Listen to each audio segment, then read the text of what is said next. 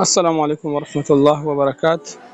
د شعبان د 15مه شپه چې دی دې ته شب بارات ویل کیږي، یعنی هغه شپه چې په هغې کې مخلوق چې دی د ګناهونو نه آزاد شي، د هغې چې دی دغه ګناهونه معاف شي. تقریبا 10 صحابه کرامو نه د دې شپې متعلق مختلف احادیث نقل شوي دي.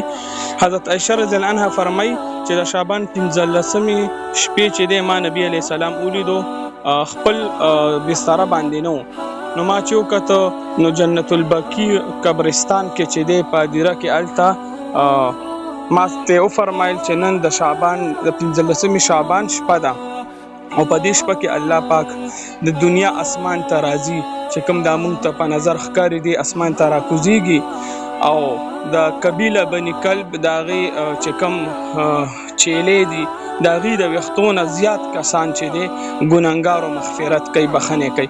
دویم حدیث کې دی مفهوم داسې دی چې په دې شپه کې دغه فیصله کیږي چې په دې کال کې به کم کسان پیدا کیږي، د هر هغه ماشوم نوم لیکلی کیږي، نو دغه شان په دې شپه کې په دې کال چې کم کسان به مړه کیږي د هغې نومونه لیکلی کیږي، دغه شان په دې شپه کې اعمال اوچتیږي او رزق د رزق فیصلې کیږي، رزق راکوزیږي.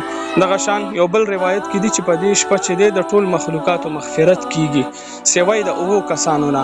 هغه اوو کسان دا دي: مشرک، د والدینو نافرمان، کینه چې کینه زړه کې ساتي، دغه شان چې دی شرابي او قاتل، او دغه شان چې کم کس پنسي چې دی د ګیټو نه لاندې ساتي، دغه شان چغلخور. نو دا اوه کسان دي چې په دې شپه کې د دې مغفرت نه کیږي چې تر څو پورې دي توبه نه ویستې. دغه شان علي رضی الله عنه نه بیا نقل شوي دي چې په دې شپه کې عبادت کول، د ورځې روژه ساتل. نو دغه پکار د خو روژه به خاص کوئ نه چې بس هم په دې 15 شعبان به روژه نیسي، دا ضروري دی نه.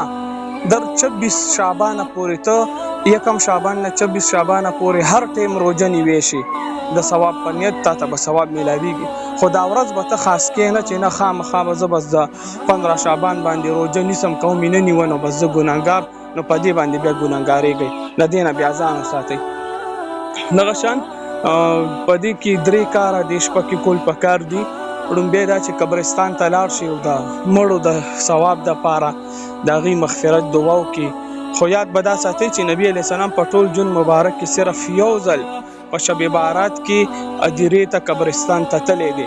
که یو کس په پوره زندګۍ کې صرف یو ځل هم لاړ شي د سنت اتباع د وجې چې سنت حکم دا کوم نبي علیه السلام په دې باندې عمل راشي، نو چې یو ځل هم لاړ شي نو هغه دا ثواب به هغه ته میلاویږي. هر کال دا خاص کول نه دي پکار. دغه شان دویم کار دا دی چې په دې کې نفلونه تلاوت او د ذکر اذکار اهتمام کول، او دغه شان کم نور نفلونه وغیره دي دغه کول. دریم دا چې په د ورځې روژه ساتل مستحب دي، خو ما تاسو ته وویل چې دا به ضروري نه ګڼئ، خاص کوئ به نه.